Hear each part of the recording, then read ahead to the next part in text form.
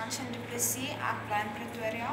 Ek is 12 jaar oud en ek speel die rol van jonger killer. Haar ma is dood en toe steek sy haar stiefpa in die brand met 'n lighter en toe mag sy nie meer huis toe gaan nie. Sy vertrou nie maklik mense nie. Sy is eintlik maar bang om liefde te ontvang en liefde te gee. Die killer vertrou eintlik net Vaselientjie en hulle is baie lief vir mekaar. Sy het haar geleer om haar bed op te maak en sy het geleer hoe om haar klere te was. Sy het haar basically net geleer om te oorleef in die kinderhuis. Ek voel soos killer as ek haar klere aantrek en haar skoene en die hangertjie is killer se ma se. Toe haar ma dood is, het killer dit van haar vinger afgehaal en sy het dit toe om haar nek begin dra. Sy gaan nêrens heen sonder hierdie hangertjie nie. So dis vir haar 'n baie groot deel van haar lewe, so haar ma.